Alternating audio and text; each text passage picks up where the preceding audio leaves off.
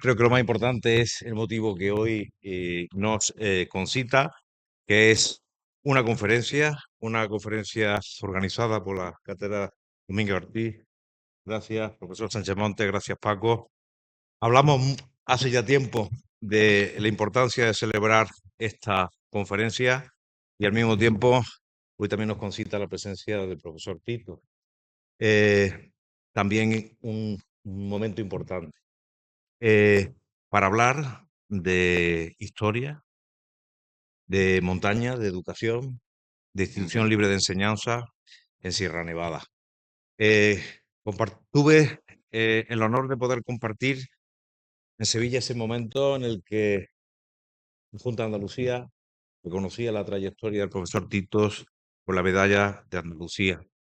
Eh, en ello se resumía pues gran parte de esa dedicación y de ese compromiso del profesor Titos, como todos conocen, con Sierra Nevada, pero también con el conocimiento, con la divulgación y con hacer más grande ese territorio tan importante para nuestra ciudad, para nuestras provincias, como es Sierra Nevada.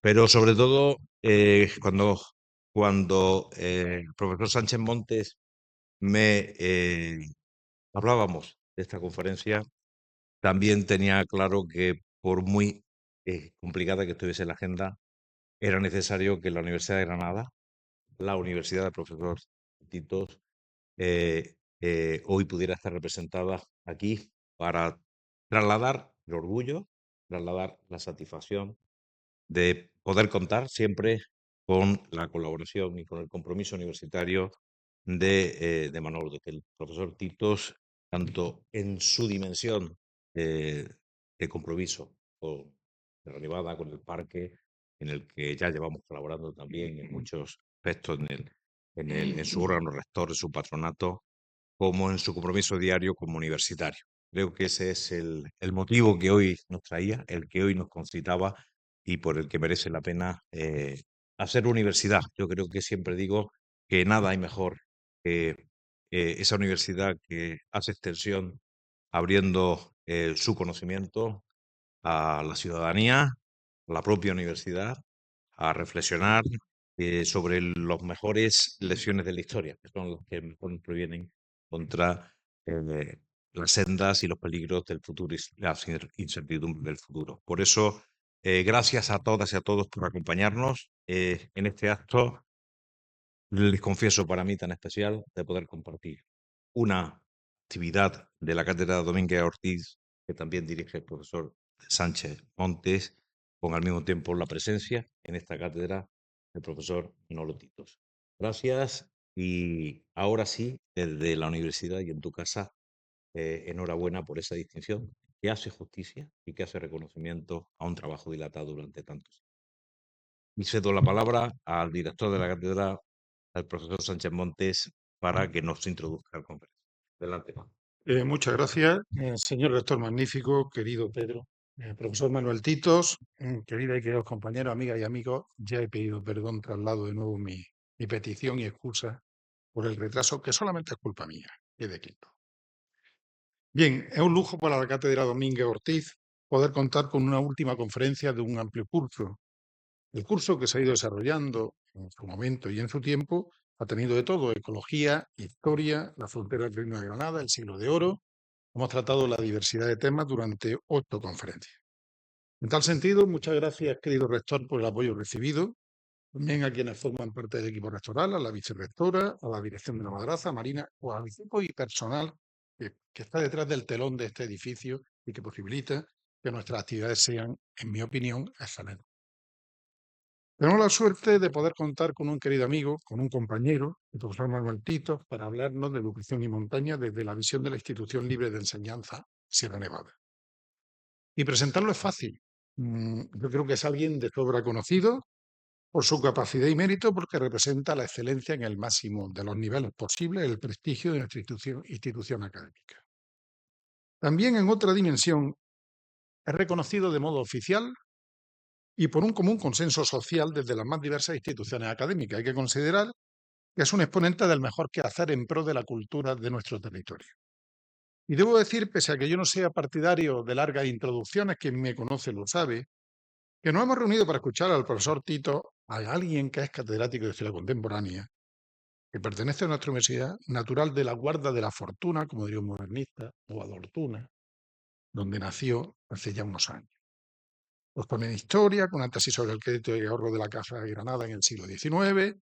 Él quizá nos podría contar acerca de la propia memoria de nuestra institución, que va de las letras en el Palacio de las Columnas a la Cartuja, con la experiencia necesaria y la memoria imprescindible para todos cuando se nos convoca. Tuvo que compatibilizar su labor profesional con la disciplina de la historia en una armonía que derivó en lo que hoy es su reconocido magisterio, pues junto con su labor docente destaca su trayectoria investigadora. Es autor de más de 60 libros, de más de 200 artículos en revistas especializadas, participante en infinidad de congresos de investigaciones, dirigido tesis doctorales. Y si nuestro laboratorio es la obra escrita, su labor se plasma en las numerosas aportaciones que posee desde las diversas líneas de trabajo. Que el profesor Manolo Tito ha tratado aspectos económicos, como es el caso del sistema financiero en Andalucía, sus 3 siglos de historia, una obra necesaria e imprescindible, la historia de la Caja Rural de Granada, o bien la figura de los Rodríguez Acosta como banquero granadino. En otro ámbito, el conocimiento de Granada y sus personajes le llevan a escribir sobre el conde de Benalúa, el conde de San Pedro de Galatino, o una serie de escritos y obras en torno a Manuel de Falla, a Leopoldo Matos y el papel con Manuel de Falla, o esa obra Falla Noche en los confines de España. O bien acerca de la propia historia de Granada, porque de modo relativamente reciente, el verano del 36 Granada, estudiantes obreros y campesinos, cara al sol y sin caretas por medio, dedicada al sur de Granada, lo presentamos aquí con el concurso del profesor Miguel Ángel del Arco, quien nos acompaña. Que por cierto, tengo que decir que él inspiró la idea de encontrarnos aquí en torno al profesor Manuel Titos. El profesor Manuel Titos tiene multitud de reconocimientos. Medalla de Oro de la Academia de Bellas Artes, miembro de honor del Centro de Estudios Históricos de Granada y su Reino, medalla conmemorativa del Centenario de los Parques Nacionales, premio al Consejo Social de la Universidad de Granada por su MOV dedicado en Sierra Nevada, que ya lleva más de 7 u 8 ediciones, miembro de la Academia Andaluza de la Historia y presidente del Consejo de Participación del Espacio Natural de Sierra Nevada. Y deliberadamente he dejado para el final lo que nos reúne, Manolo Titos y Sierra Nevada. Este es el pretexto para esta conferencia. Es en la montaña que ha dedicado su tiempo y su pasión desde la adolescencia y luego su gran amigo Rafael Millán, con quien le acompañó más de 30 años de vereda y camino. Para conocer nuestra sierra, sin duda es el imprescindible, el esencial. Detrás quedan obras como Sierra Nevada, una gran historia, Los 10 amigos Limaites y Los orígenes del montañismo granadino, los más recientes, Mulhacén, vida y leyenda de una montaña, Los neveros de Sierra Nevada, el testimonio de un milenio, y podría seguir. Claro, nos convoca la máxima distinción, la Medalla de Andalucía al Mérito Medioambiental. Esa distinción honorífica de carácter autonómico de la Junta de Andalucía que le fue entregada el pasado 28 de febrero. Por primera vez otorgada a un historiador, alguien que por extenso nos representa en el campo de las humanidades. Nuestra cátedra Domínguez Ortiz lleva precisamente el título de un hijo predilecto de Andalucía que le fue otorgado a don Antonio en el año 1985. Es un puente de ayer a hoy lo que nos convoca. Ya que tenemos, como diría don Antonio, la obligación de difundir la historia y nuestro patrimonio. Y Manuel Tito es un ejemplo exponencial de este hecho. Desde la actual exposición Montaña al Sur, Sierra Nevada en la mirada de Europa, que les aconsejo que la visiten porque está promovida por él, a la organización de las actividades conmemorativas del 25 aniversario de Sierra Nevada Parque Natural. Me voy a quedar con sus palabras para finalizar porque quería ser breve. Nos dice Manolo que la sierra es un bien frágil del que debemos de estar muy pendientes, que genera unas expectativas económicas de las que no debemos abusar. Hay que utilizarla no como un santuario, pero sí como un bien que hay que respetar al máximo. Creo que es real. Muchísimas gracias.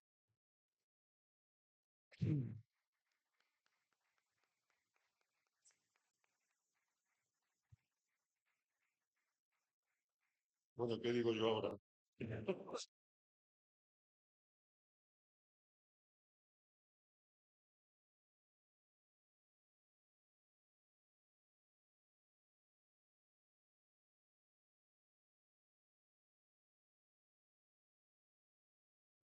Y para el entorno. Y anoche estábamos en un acto mucho más eh, distendido, agradable, oyendo a Jordi Sabal en el Carlos V, en donde te vi en la distancia.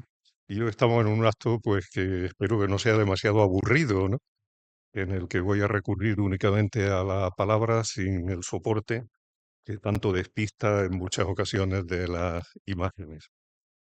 Y mi agradecimiento a ti por estar aquí presente, a la universidad, por organizar este acto, a la Cátedra Dominga Ortiz, que también me ha tratado durante tanto tiempo, a ti como director actual, a Miguel Ángel como director anterior. Eh, Cuando yo empecé a venir a la madraza me sentaba ahí, veía a la gente aquí arriba y me causaban un impacto y una impresión. Estar aquí ahora hablando de esta sala, pues impresiona mucho más todavía, ¿no? Y a uno le da pues un poco de sonrojo y de vergüenza casi dirigirse a un público tan autorizado como vosotros y que en un día de junio, podría decir de tanto calor, afortunadamente estamos con unos días de relax en el ámbito climatológico, a un público que, habiendo tantas cosas que hacer esta tarde, pues han decidido estar aquí con nosotros. Efectivamente, a primeros de mayo de este año recibí una llamada de Paco Sánchez Montes, director de la Cátedra Domínguez Ortiz, en la que en la llamada me proponía que viniera a clausurar la cátedra, las actividades de la cátedra este año, hablando de historia y de Sierra Nevada, ¿no? Pues la verdad es que es un honor inmenso por la institución que lo avala, la Universidad de Granada, mi universidad, efectivamente, siempre he hecho gala de ello y es el orgullo mayor que he tenido en mi vida, por la cátedra del nombre que lleva don Antonio, a quien quisimos tanto y que a mí personalmente me ayudó en tantos proyectos siempre que acudía a él. Estuvo dispuesto a escribir para libros que yo le proponía, para prólogos que le pedía. Siempre fue de una amabilidad exquisita, ¿no? Por el sitio, en este Santa Santorum de la Universidad de Granada, o casi diríamos mejor este Mihrab, ¿no? De la universidad, y al que tanto cariño le tenemos por las personas que, en fin. Y coincidía esto con la oportunidad de celebrar el 25 aniversario de la declaración de Sierra Nevada como Parque Nacional, que se produjo mediante una ley aprobada en las Cortes y publicada el 11 de enero de 1999, de la que este año se han cumplido 25 años y estamos celebrándolo a lo largo de todo el año. Estamos haciendo una serie de actividades de carácter cultural, de exposiciones, de ciclos de conferencias, de conciertos. Antes de ayer se celebró un concierto en Almería de la Orquesta Ciudad de Almería, en Montañas Imperiales, ¿no? En el que se dedicó, pues, con la sexta de Beethoven, la pastoral nada menos, y otras muchas obras, por ejemplo, el quinto concierto de piano, se dedicó a esta efeméride de la celebración del 25 aniversario, ¿no? Tenía que hablar de Sierra Nevada, me pedían, pero realmente yo lo tengo contado casi todo lo que sé, lo he ido contando, ¿no? En diferentes ámbitos, en diferentes ocasiones. Así que no sabía qué hacer ante esta llamada, ¿no? Pero la llamada se produce desde la universidad, una institución de carácter educativo, una institución dedicada a la investigación, que tiene su sede también en la montaña. Así que universidad, educación, investigación, montaña, y parece que había alguna relación ahí, algún hilo desde el que tirar y tirando un poco a ver cómo encuentro el argumento que nos pueda justificar adecuadamente la charla de hoy, pues me encuentro en el último tirón, me encuentro a la institución libre de enseñanza, ¿no? Y bueno, esto es extraordinario porque nos da tema realmente para presentarme aquí esta tarde con la modestia, sin la autoridad de la que me han revestido y con el miedo que a mí me sigue dando comparecer en público siempre. Es decir, cuando uno va a la tarima, las piernas te tiemblan y cuando empiezas a hablar, pues ya te sientes un poco más cómodo, pero siempre impone un enorme respeto dirigirse a gente en la que con toda certeza hay alguien que sabe mucho más del tema del que vas a hablar. La institución libre de enseñanza es el proyecto de carácter educativo más innovador de los que se han realizado en la España contemporánea, ¿no?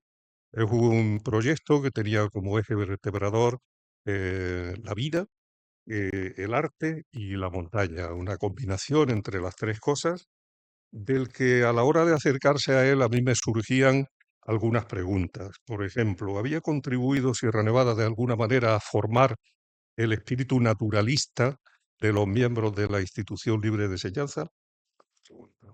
¿Incluyeron los institucionistas a Sierra Nevada entre sus objetivos de abrirse al mundo de las montañas, o se quedaron únicamente en lo que fue el lugar que ellos descubrieron y que ellos explotaron, que fue la Sierra de Guadarrama?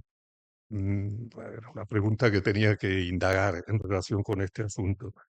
La tercera pregunta que me hacía: ¿aportaron algo los institucionistas al conocimiento contemporáneo, al conocimiento actual de Sierra Nevada? Bueno, eran preguntas que el investigador, el historiador se hace a la hora de abordar un tema, y aquí pues había tema. Es decir, antes les dije, había un hilo de dónde tirar. Cuando empiezas a tirar te encuentras la institución, y cuando empiezas a hacerte preguntas en relación con ella te das cuenta de que efectivamente hay tema. Y detrás de ese tema hay tres personajes a los que yo querría referirme, y a la labor de cada uno de estos tres en la gestación de la institución libre de enseñanza, y analizar el hilo que estos personajes pudieron tener con Sierra Nevada, con Granada en general, y con Sierra Nevada en particular. Estamos hablando en primer lugar de Julián Sanz del Río. Julián Sanz del Río nace en Soria, se queda huérfano, tiene un tío que es canónigo de Córdoba, se lo trae a Córdoba, en Córdoba no puede darle la formación que él quiere y lo manda a Granada a estudiar en el Sacromonte. En Granada estuvo Sanz del Río entre el año 30 y el año 36, es decir, no fueron un trimestre, estuvo 6 años estudiando en el Sacromonte. Estudió Derecho, estudió el bachiller, estudió Derecho en el Sacromonte y luego se fue a Madrid a hacer el doctorado, porque el doctorado no se podía hacer entonces más que en la Universidad Central y no en las universidades de la periferia. A Sanz del Río se le propone en el año 1943 ser eh, profesor catedrático interino de Historia de la Filosofía, y para formarse en una disciplina en la que él creía, bueno, él había ejercido el derecho en Madrid, pero no tanto la filosofía. Para formarse en la disciplina que le proponían desarrollar universitariamente, se marchó a la cuna para el estudio de la filosofía en aquel momento, que era Alemania. Entonces se marchó a Heidelberg, y en Heidelberg permaneció pues varios años, en un momento en el que el pensamiento filosófico en Heidelberg pasaba por una figura que había fallecido hacía ya varios años, que era Karl Christian Friedrich Krauss. Eh, Allí estuvo Sanz del Río en Alemania formándose, aprendiendo alemán, estudiando filosofía, formándose en lo que luego aquí él mismo llamaría el krausismo, y en el año 45 regresa a Madrid. Se le ofrece entonces la cátedra de ampliación de la filosofía, piensa que no sabe filosofía suficiente y que tiene que seguir preparándose, y en Madrid, pues aparte del ejercicio de la abogacía, Sanz del Río se dedica a traducir las obras de Krauss, que había conocido en Alemania, y a preparar, digamos, el desembarco de lo que sería el pensamiento krausista en España, de la mano de una sociedad que él creó, que se llamó Sociedad Literaria para el Estudio de la Ciencia Analítica. Ahí se rodea de un grupo de discípulos en torno a lo que ellos van a denominar la filosofía y el pensamiento del krausismo. ¿Cómo podemos concentrar este pensamiento o esta doctrina de Sanz del Río? Les diría en 5 o 6 rasgos para que nos hagamos una idea, ¿no? Primero, preocuparse por la vida más que preocuparse por la muerte.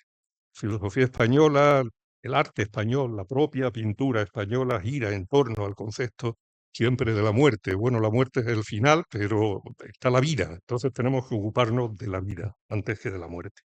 Segundo, confianza en la razón como norma de vida y de análisis de lo que existe, es decir, una oposición total al oscurantismo y al tradicionalismo que había imperado en España, en la Iglesia y fuera de la Iglesia, no solamente en el conocimiento religioso, en el destino religioso, sino también en la formación, en la educación e incluso en la política, es decir, adhesión al libre examen y a la libertad de pensamiento. En tercer lugar, les diría, él trata de incidir en la necesidad de abrir la cultura española a las mentalidades, a la cultura y a la mentalidad de los países europeos. España no puede quedarse encerrada en sí misma, cosa que pensaban incluso algunos grandes intelectuales españoles ya muy avanzados el siglo XX. No puede encerrarse en sí misma, tiene que salir a Europa, importar las metodologías, los procedimientos. Los españoles tienen que ir a Europa y las fronteras españolas tienen que abrirse a la permeabilidad de la influencia europea.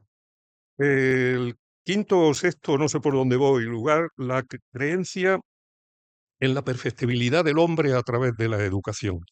Si el ser humano se puede transformar, lo es fundamentalmente a través de la educación. Pero la educación no es solamente lo que permite transformar al ser humano, sino lo que permite también el progreso social. No se puede salir de la situación de estancamiento que vive la sociedad española desde el punto de vista cultural y desde el punto de vista económico, más que exclusivamente mediante la educación. La educación es la gran herramienta para el ascenso social y para la permeabilidad social.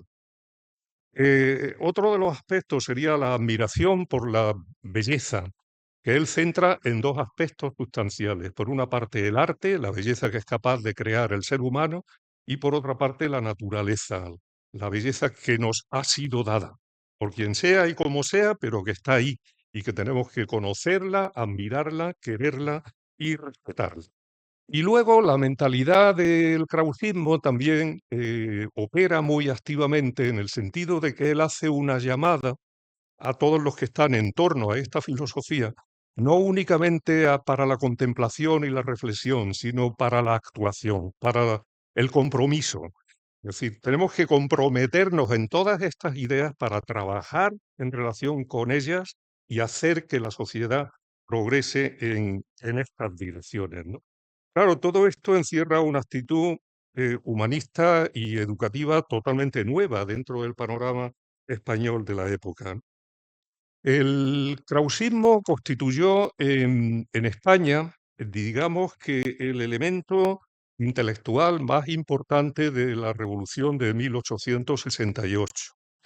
Los krausistas se desencantaron con el fracaso, con la política, se desencantaron a raíz del fracaso que para España representó la Primera República, en la que hubo implicados muchos importantes krausistas. Hablemos, por ejemplo, de Nicolás, el que fue presidente de la República, nada menos que Nicolás Salmerón, ¿no?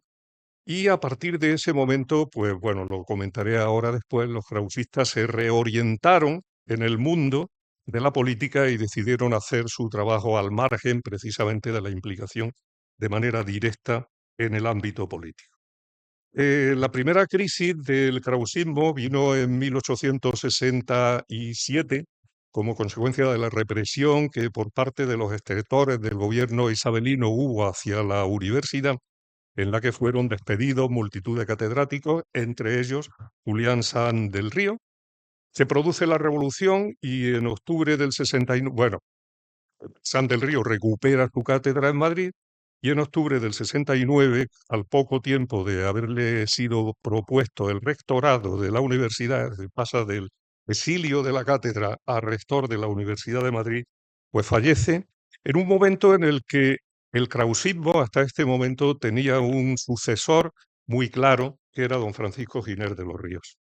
Giner de los Ríos era un rondeño que su padre era inspector de aduanas, había viajado por diversas ciudades españolas, trabajó en Cádiz, en Alicante, en Barcelona, y termina aterrizando en Granada en el año 1853, en cuya universidad llegaría a licenciarse en Derecho y en Filosofía y Letras, y en donde tuvo como compañero, al que acabamos de citar, Nicolás Salmerón, y otro personaje que nos vendrá después, que es Juan Facundo Riaño y Montero. Y todos ellos tuvieron un maestro común en la Universidad de Granada, que era Francisco Fernández y González, menos conocido que el hermano escritor Manuel Fernández y González, autor de La rebelión de los Monfíes de la Alpujarra, y varios libros muy significativos dentro de nuestra historiografía. Pues este hombre era catedrático de literatura, en realidad en la Facultad de Letras se dedicaba a estudiar, a enseñar griego, a enseñar latín, sobre todo a enseñar árabe, y estuvo en Granada bastantes años hasta que se trasladó finalmente como catedrático ahora de filosofía a la Universidad de Madrid. Y este hombre, Francisco Fernández y González, influyó en una serie de discípulos suyos, entre los cuales estaba Giner de los Ríos, a quienes orientó su vocación en busca de para formarse en torno a los manuales de filosofía que ya existían escritos por Krauss y que habían sido traducidos a lo largo de su etapa de reflexión de 10 años, habían sido traducidos por Julián Sanz del Río. Y todos estos se formaron en la Universidad de Granada en torno a los manuales de Sanz del Río. Giner de los Ríos, después de una estancia larga en Granada, realmente tampoco vino para 3 meses, ni estuvo casi 10 años formándose en Granada, en 1866 obtuvo la cátedra de Filosofía del Derecho y de Derecho Internacional en la Universidad de Madrid, en un momento claro de dominio del pensamiento de Julián Sanz del Río, del pensamiento krausista, a quien se unió rápidamente y con quien sufrió la persecución que a partir de 1867 inició el régimen isabelino contra todo este grupo de profesores liberales que estaban en torno a don Julián Sanz. De manera que con Julián Sanz fue expulsado de la cátedra en 1867, una cátedra que recuperó en 1868 después de la Revolución, y que volvió a perder, volvió a ser cesado de ella en 1875, una vez iniciado el régimen de la Restauración, por negarse a renunciar a la libertad de cátedra, a pensar que había otros principios a los que debía un profesor de supeditarse a la hora de impartir su doctrina y sus conocimientos.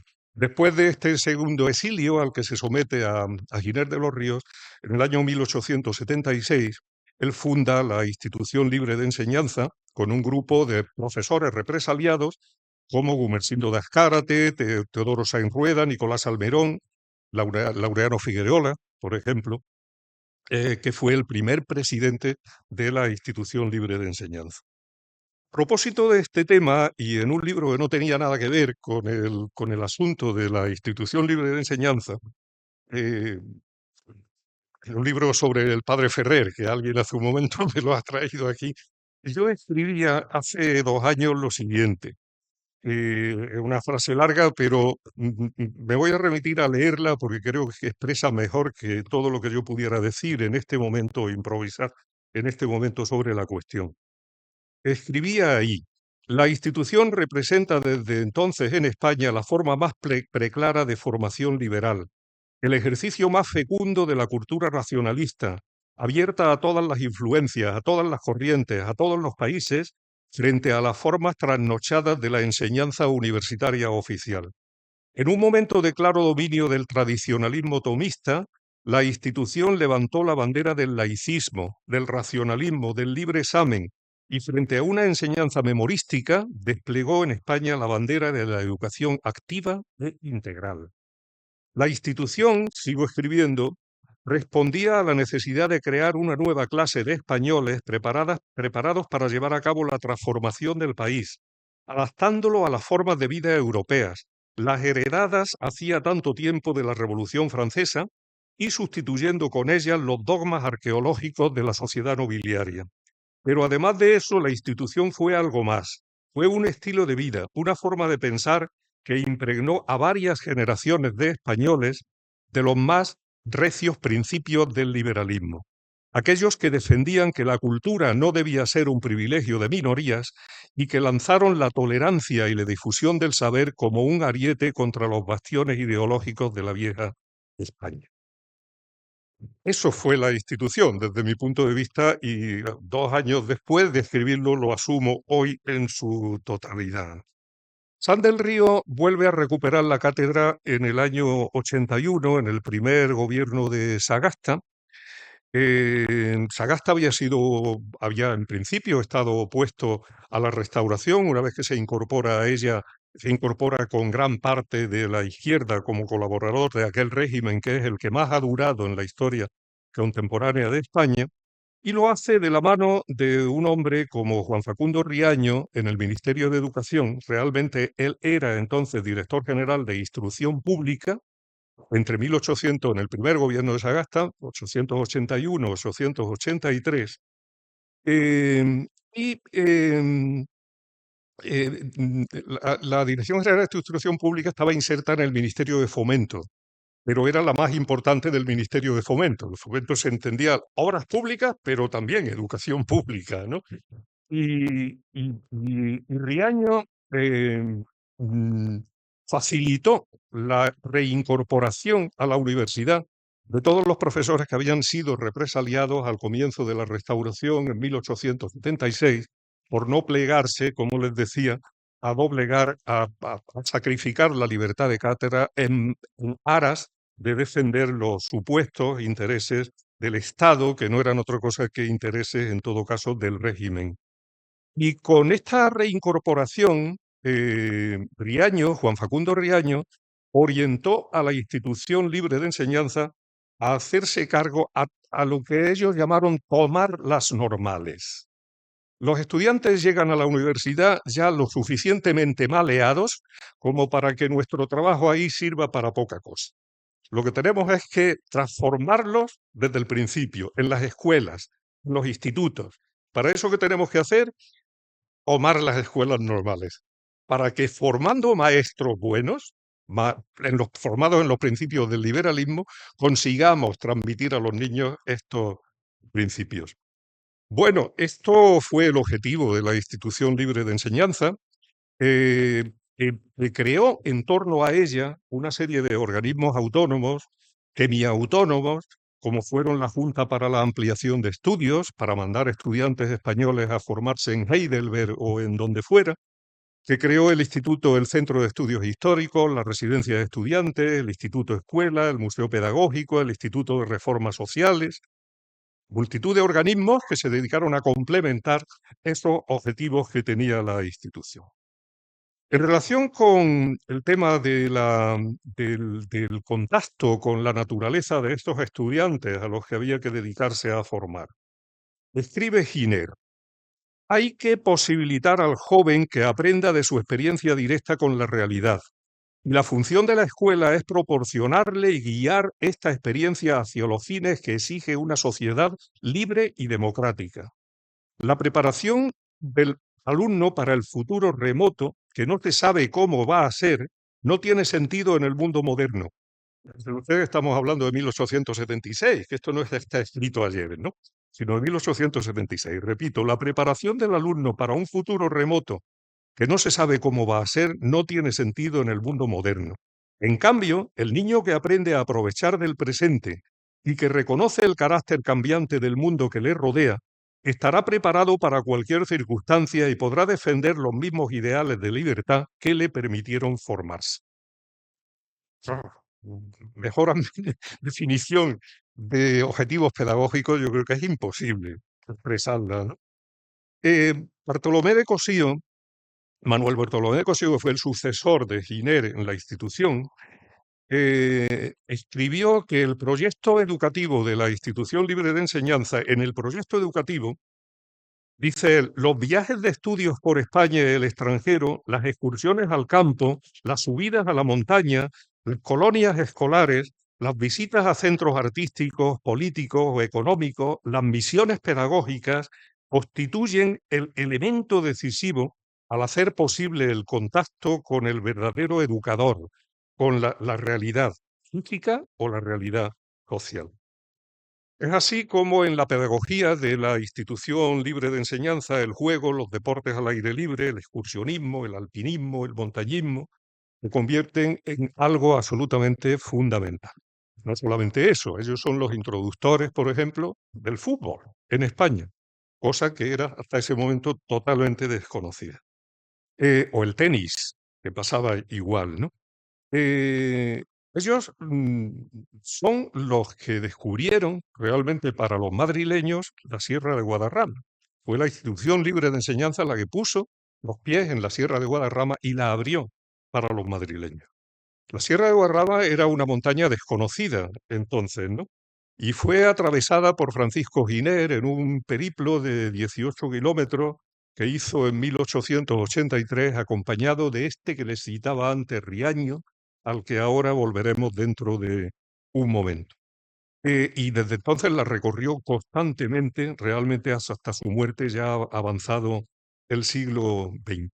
Desde entonces la Sierra de Guadarrama fue explorada, fue conocida por científicos, por montañeros, por escaladores, se convirtió en fuente de inspiración para pintores, en fuente de inspiración para poetas, Peruete, Enrique de Mesa, los poemas de Antonio Machado dedicados a la Sierra de Guadarrama, por ejemplo, podemos recordarlos en este momento.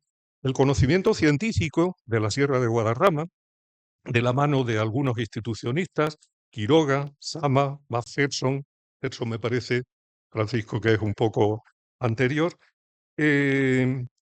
Giner creó en 1886 la Sociedad para el Estudio del Guadarrama. En el año 1908 creó el Club Alpino Español.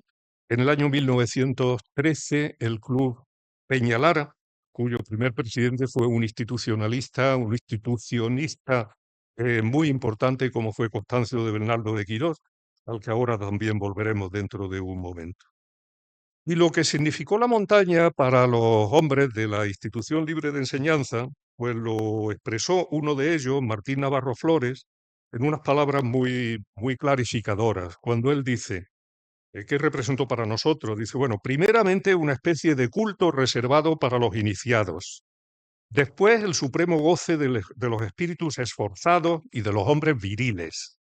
Por último, la panacea de todas las enfermedades, de todas las dolencias y flaquezas del alma y del cuerpo. En la sierra todo era bueno y perfecto, incluso aquellos 15 o 16 grados bajo cero y aquellas ventiscas que nos cegaban. Las flores eran las más bellas y fragantes, las lagunas las más hermosas y atractivas, los arroyos y las fuentes las más encantadoras, el agua la más pura. Ir a la sierra era algo así como visitar el paraíso de los valientes y de los elegidos.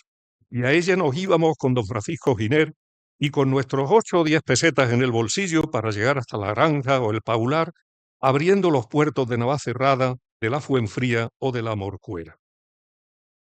Giner había expresado bien esto en un artículo que publicó en 1886, un artículo que fue referencia inevitable para todos los institucionistas siempre a la hora de expresar su vinculación con la naturaleza. Un artículo que se titula Paisaje y que él publicó, como les decía, en el año 86, cuando dice, el paisaje es más que una perspectiva, es un todo indivisible, es una unidad perfecta.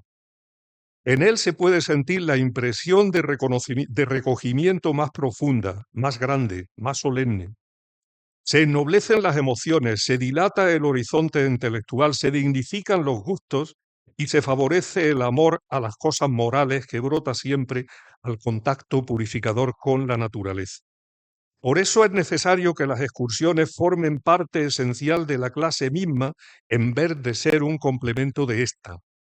Los trabajos de gabinete tienen necesariamente que venir después de los trabajos de campo.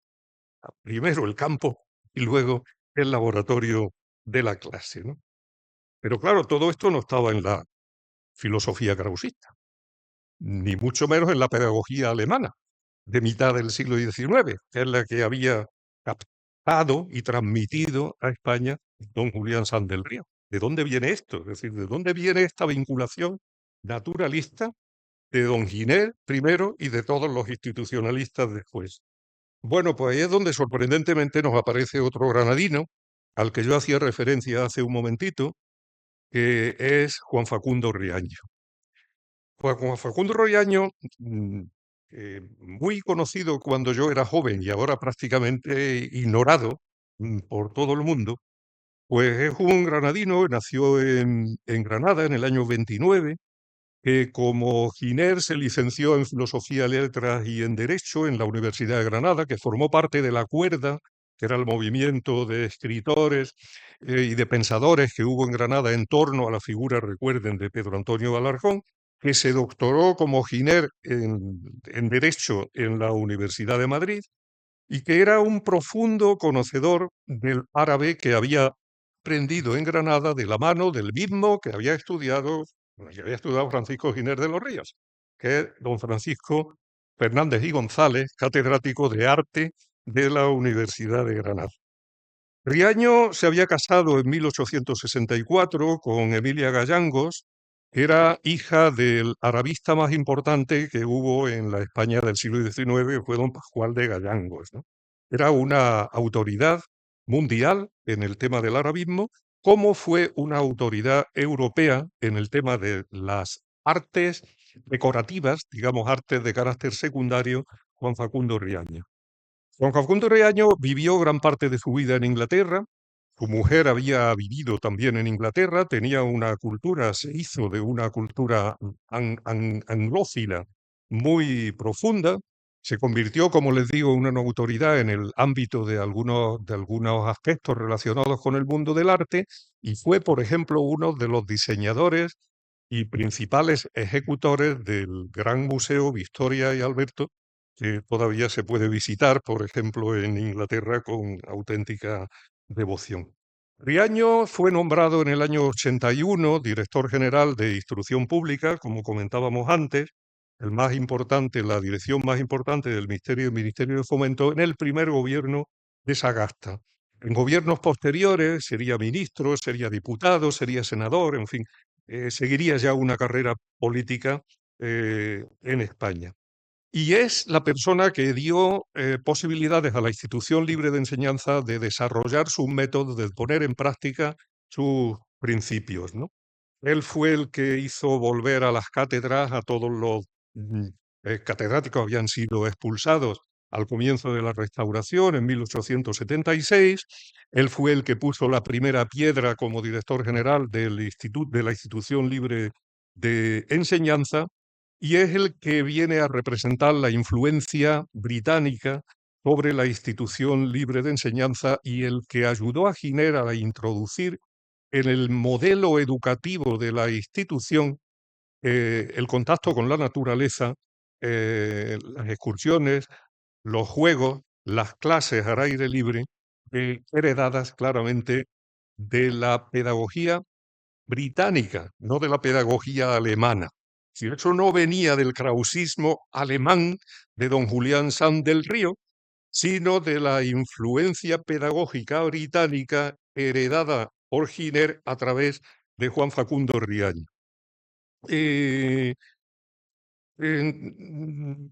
Giner de los Ríos diría, por ejemplo, que Riaño fue uno de los hombres que con menor estrépito han ejercido quizá mayor influjo en la renovación educativa de nuestro espíritu nacional.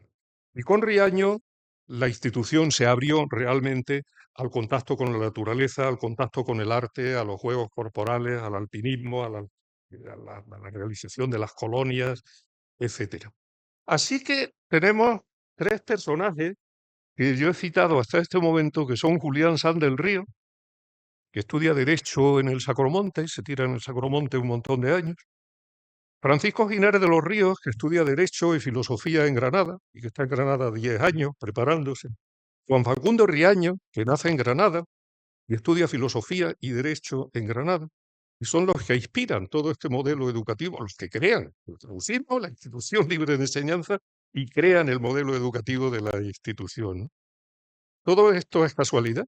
Bueno, yo como historiador creo mucho en el azar.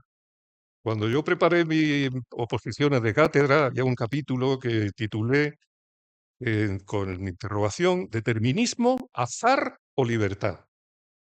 Y analizando esas tres cosas me inclinaba mucho por el azar. Yo creo que el azar en la historia tiene un papel, desde luego en el determinismo no creo, ni en el determinismo religioso, ni en el determinismo social, y la libertad tiene sus límites. Podemos construir lo que queramos dentro de ciertos límites, adaptándonos naturalmente a nuestras posibilidades. El azar prácticamente domina nuestras vidas. Aquí hay unos amigos con el que hablamos mucho de literatura. Saben que en los últimos años yo he estado totalmente embaucado por Paul Auster, eh, es el defensor en el ámbito de la novela del azar. Novela suya fantástica de 4, 3, 2, 1. Son 4 situaciones que le pueden pasar al mismo personaje a lo largo de 1000 páginas, ¿no? Dependiendo de cosas mínimas, de cosas irrelevantes. Así que yo creo en el azar, pero en este caso no me viene bien creer. Es decir, yo no creo que esto se debiera simplemente a que por aquí coincidieron, debieron de mamar de alguna manera el espíritu de contacto con la naturaleza, estos 3 personajes, Julián Sanz, Francisco Giner y Juan Facundo Riaño, debieron de mamarlo de su estancia en Granada. Algo debió de ocurrir cuando ellos contemplaban desde el Sacromonte o desde cualquier sitio de Granada, contemplaban Sierra Nevada, contemplaban las montañas. No sabemos nada de la vida juvenil de ellos. Es prácticamente seguro que debieron de organizar alguna excursión, estar en contacto con la naturaleza. Bueno, yo creo que ahí podemos encontrar efectivamente los antecedentes, en la conjunción de estos 3 personajes, podemos encontrar los antecedentes realmente de esta filosofía no les diría tanto del montañismo, de la naturaleza en la pedagogía de la institución.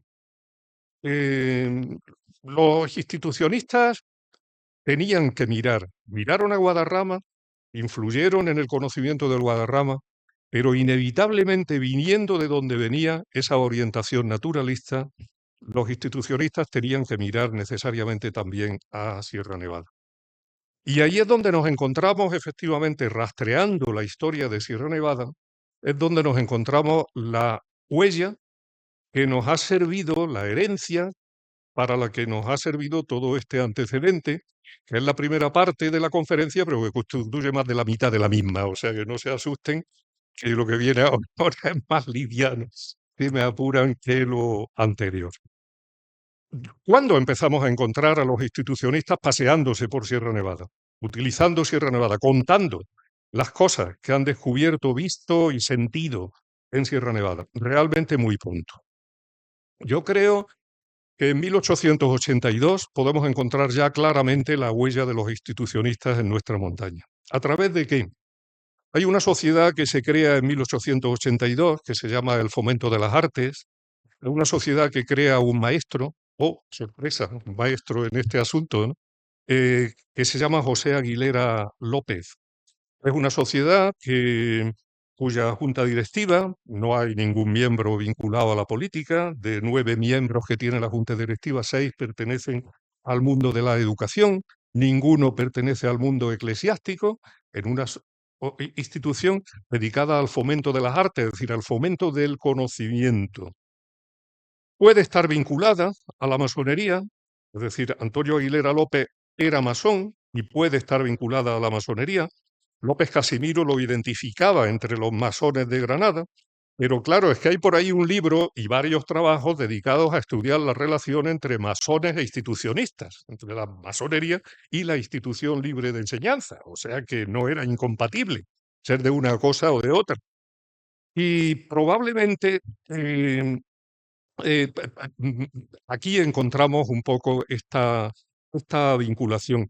La Sociedad del Fomento de las Artes tenía como presidente honorario, y el que ayudó a su creación, ¿quién fue?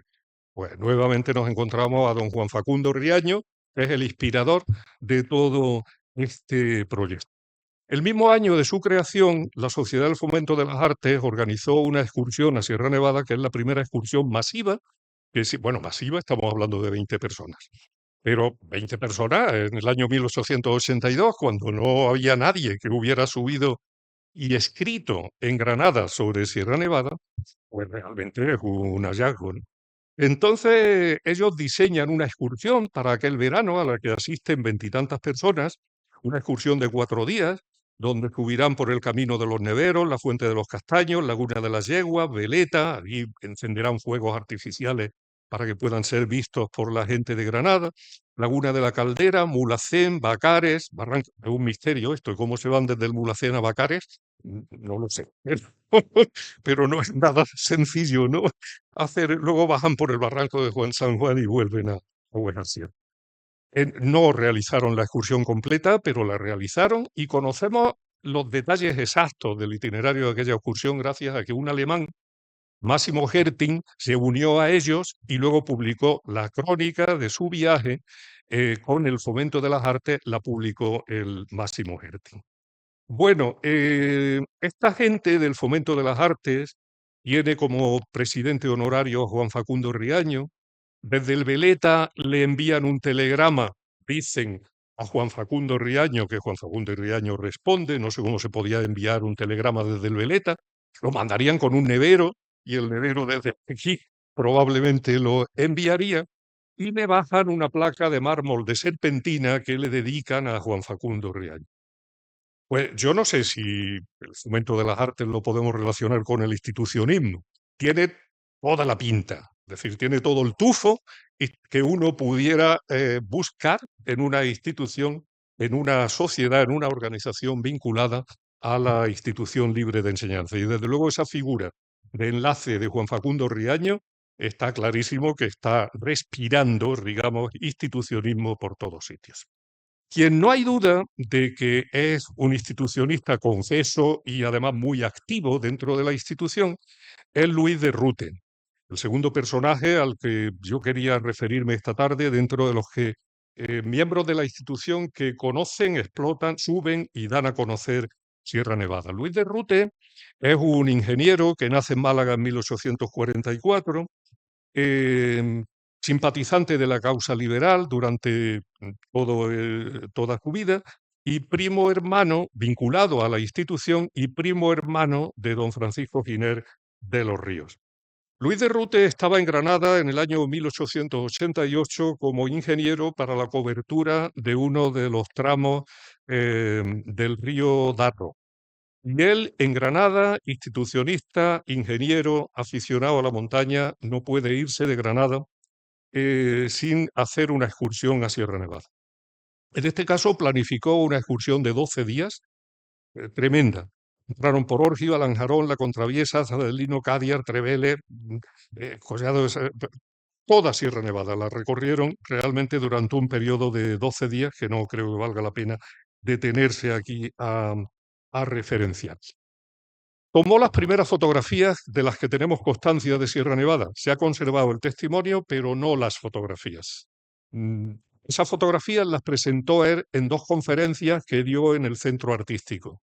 En esas dos conferencias describió su viaje y fueron publicados, el texto de ambas fue publicado en el Defensor de Granada, es decir, las conocemos.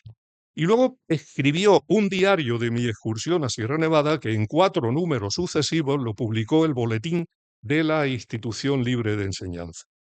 Él, en las conferencias que da en el centro, es decir, mayor institucionismo no cabe, era institucionista, primo de don Giner, publica sus artículos en el Boletín de la institución, no cabe mayor, ¿no? Bueno, luego es interesante comentar que usted estaba casado con María Estudolmina Ratazzi, que era la hija mayor de Luciano Bonaparte, hermano de Napoleón Bonaparte, ella sobrina de Napoleón Bonaparte y prima hermana del que hasta hacía poco tiempo había sido emperador de los franceses, segundo emperador con el nombre de Napoleón III.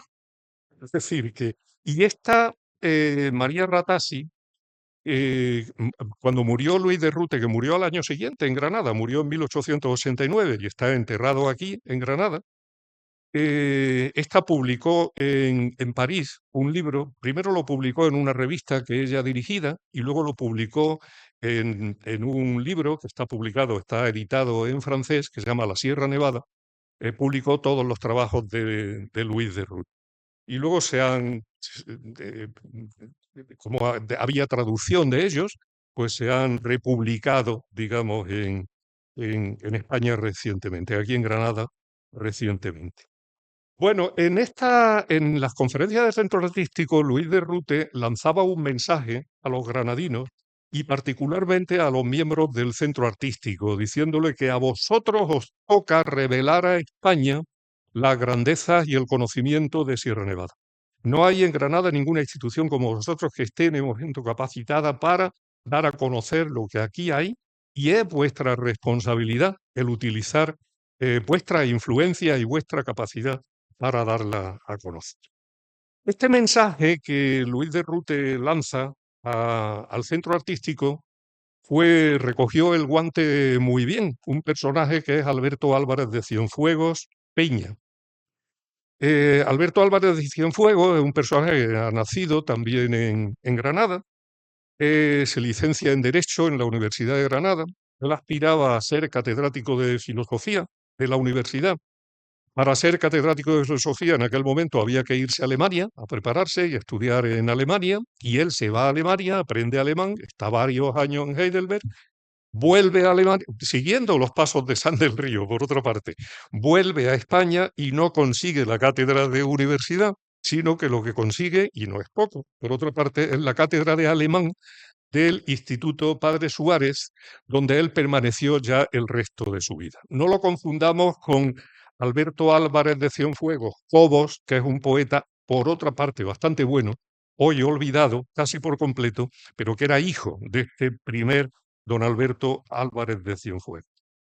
Bueno, pues este Alberto Álvarez de Cienfuegos coge el testigo que le da Luis de Rute. Bueno, ni que decir tiene que a través de todo su periplo alemán y de toda su orientación hacia la historia de la filosofía, la familia de don Alberto le llamaba a su abuelo el krausista. Es decir, que él era miembro de la institución libre de enseñanza y estaba imbuido de los principios del krausismo. Y tal vez por eso coge el testigo, él había acompañado a Luis de Rute en su excursión por Sierra Nevada, y tal vez por eso, como les decía, coge el testigo que le lanza Luis de Rute y se dedica a organizar una sección de excursionistas en el centro artístico para subir a Sierra Nevada. Son los primeros realmente que de una manera más o menos organizada empiezan a subir a Sierra Nevada todos los años, hacen varias excursiones por los alrededores y luego todos los años hacen una gran excursión a Sierra Nevada que dura 10 o 12 días.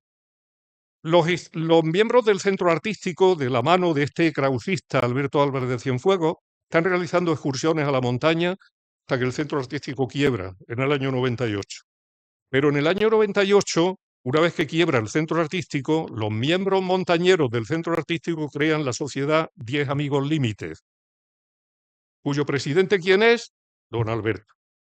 Y cuando los 10 Amigos Límites se transforman en la Sociedad Sierra Nevada, porque llegan a la conclusión de que quieren construir un gran albergue en Sierra Nevada para fomentar el incremento, el nacimiento del turismo nevadense, crean, los 10 amigos más o menos terminan disolviéndose y crean la Sociedad Sierra Nevada, la más antigua de las sociedades montañeras vivas en Granada todavía.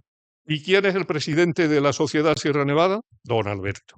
Es decir, don Alberto el krausista, que ha cogido la bandera de Luis de Rute, la pasa a través de los centros artísticos, los 10 Amigos Límites y la Sociedad Sierra Nevada, que indirectamente están todos imbuidos precisamente de este espíritu de contacto, de conocimiento con la naturaleza, que venía precisamente de la época inicial del institucionalismo.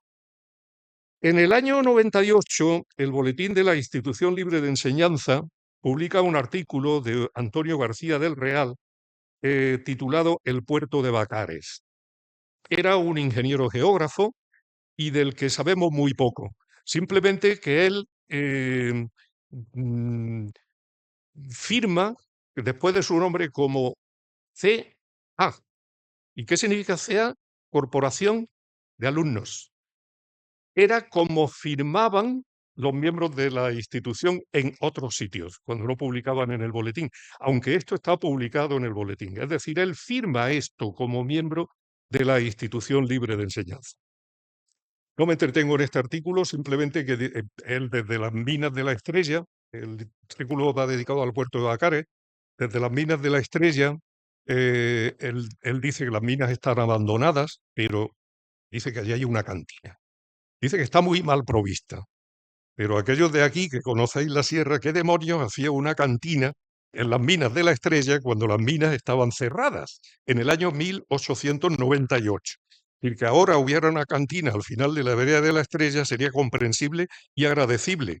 Bueno, siempre que no tuviera ninguna instalación. Pero en aquella época una cantina, pero bueno, él dice que había una cantina, aunque no muy bien provista. Dice, digna de ser tenida en cuenta en una excursión de este género.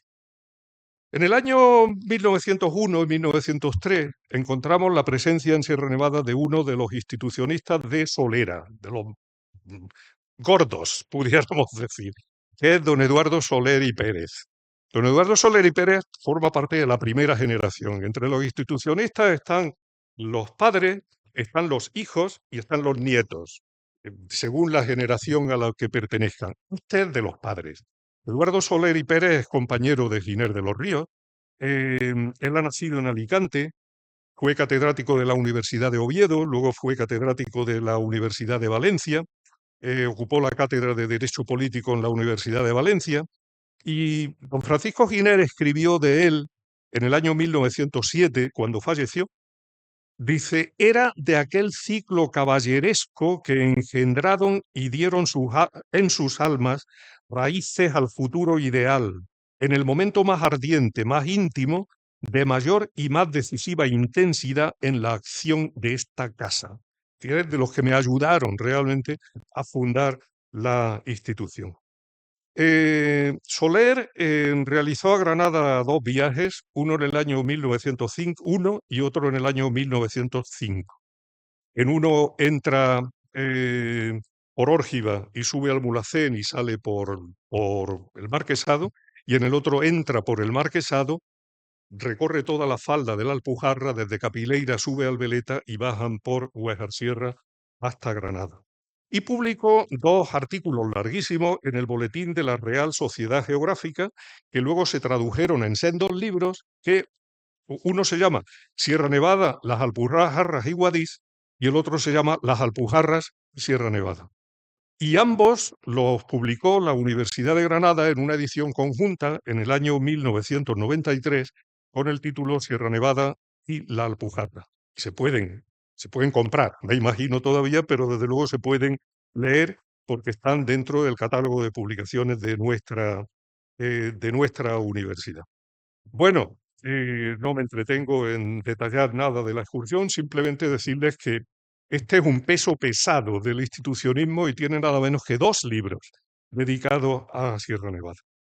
Hablaba antes con Francisco Lodeiro de Pablo de Azcárate, otro de los institucionistas importantes que termina visitando Sierra Nevada. Azcárate, Pablo de Azcárate y Flores, aterrizó como catedrático de Derecho Administrativo de la Universidad de Granada en el año 1915.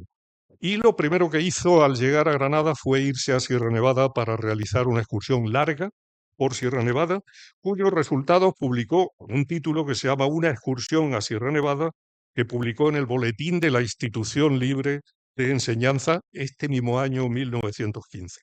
La figura de Azcárate es impresionante, es decir, es uno de los intelectuales mayores de esa primera mitad del siglo XX, comprometido políticamente. Fue, por ejemplo, secretario general adjunto de la Sociedad de Naciones, de la Sociedad de Ginebra, fue embajador de España en Londres, fue el responsable del gobierno republicano en el exilio para atender a los exiliados españoles, y fue el título, era presidente del Comité de la ONU para la Tregua de Palestina en 1948. Después de la primera guerra entre, nada más proclamarse el Estado de Israel, la primera guerra entre árabes e israelitas, él fue el designado por la ONU para mediar, es decir, era un personaje de primerísima división internacional, y escribió sobre Sierra Nevada, ¿no? Y en el boletín de la institución. Como lo hizo también otro importantísimo penalista, como fue Constancio Bernaldo de Quirós. Este estuvo en Sierra Nevada en el año 14, no no publicó su libro, escribió un libro que se titula Sierra Nevada, que no lo publicó hasta el año 1923 y que es un libro realmente precioso. Es una narración no muy larga de una excursión a Sierra Nevada, em, em, con fotografía de Sol y de Santos Fernández Santos. El Sol es Paul Solman, un alemán que andaba por Granada, entonces se había quedado a vivir en Granada. Y bueno, ¿cómo se llama? Constancio. Sí, Constancio Bernardo de Quirós. Bueno, para los historiadores es una persona muy reconocida porque fue el responsable de los estudios más importantes que hay sobre los problemas agrarios en Andalucía, sobre el problema del bandolerismo, sobre el problema del espartaquismo. Fue un colaborador del gobierno republicano para la reforma agraria y tuvo que exiliarse también a partir del año 1939 y terminó su vida, es un reputado penalista y terminó su vida en, en Santo Domingo y en México ejerciendo en la universidad. Constancio Bernardo de Quirós había sido el fundador de la Sociedad Peñalara y de la revista Peñalara. Eran los órganos montañeros, y lo siguen siendo, aunque ya la institución no tiene vigencia, pero lo siguen siendo, de la revista Peñalara. Peñalara sigue siendo la revista, digamos, la más antigua y la revista por excelencia del mundo montañero. Bueno, Peñalara había sido fundada en el año 13 por Constancio Bernardo de Quirós, con un nombre muy curioso, que luego perdió. Se llamaba Peñalara los 12 Amigos, 1913. En Granada existía una institución que se llamaban los 10 Amigos. No sé si Constancio copió el nombre granadino de los 10 Amigos para llamarla ahora a la de Madrid los 12 Amigos, ¿no? La revista Peñalara comenzó a publicarse en el año 1915 y hasta el año 1936 la revista Peñalara publicó nada menos que 35 artículos sobre Sierra Nevada. Y la revista Peñalara era, vuelvo a repetirle, la revista fundamental donde se volcaba la experiencia montañera de los institucionistas. Pues aquí, a estas alturas, ya de los años 10 y de los años 20 del siglo XX, nos encontramos con una serie de personajes en la Universidad de Granada vinculados claramente a la institución libre de enseñanza. Les he citado a Pablo de Azcárate, catedrático de Derecho Administrativo, pero tenemos a Martín Domínguez Berrueta, catedrático de Filosofía y Letras, tenemos a Manuel Campos Torres, catedrático de Derecho Internacional, tenemos a Jerónimo Vida Vilches, catedrático de Derecho Político y Administrativo, o tenemos a Fernando de los Ríos, catedrático de Derecho Político, ¿no? Todos ellos miembros o simpatizantes de la Institución Libre de Enseñanza. Y todo esto explica probablemente por qué en el año 1932 un miembro de este grupo de catedráticos, Alejandro Otero, tomara la decisión, en un momento en el que la carretera de Sierra Nevada estaba avanzando en dirección hacia las cumbres, tomara la decisión desde el rectorado de la Universidad de Granada de comprarle un solar a las monjas adoratrices y empezar aquel mismo año a construir un albergue universitario en la montaña, que es el albergue universitario, que fue inaugurado por el presidente de la República, Aniceto Alcalá Zamora, en el otoño de 1933, cuando todavía no había nada que inaugurar porque el albergue estaba apenas cubierto de aguas, pero el presidente estuvo en Granada y quiso subir al albergue e hicieron una inauguración oficial, pero de un semi-albergue, porque todavía no estaba terminado y estuvo a partir del año siguiente, a partir de 1934. La Universidad de Granada, a partir de 1934, ahora cargada de profesores miembros de la Institución Libre de Enseñanza por la Facultad de Letras, pero sobre todo por la Facultad de Derecho, pero también por la Facultad de Medicina, pone su mirada a partir de ahora en Sierra Nevada. ¿Para qué? Pues para que los estudiantes universitarios puedan practicar el deporte de montaña. Es la mejor herramienta, se entiende entonces, para fortalecer el carácter y formar la personalidad de los futuros profesionales, pero también porque en un momento en el que la investigación no formaba parte de las tareas universitarias, había empezado a hacerlo como consecuencia de las políticas que empieza a aplicar la Segunda República Española. Entonces la universidad se abre a la investigación y para abrirse a la investigación lo mejor que puede hacer es empezar a utilizar ese inmenso laboratorio que la Universidad de Granada tiene tan cerca, que es Sierra Nevada.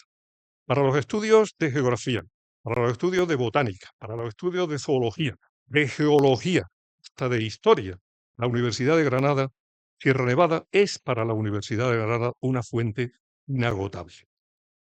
Y cumple de esta manera aquel propósito de Giner, que decía, primero el campo, luego el laboratorio. Primero las clases en la vida real, luego en el laboratorio.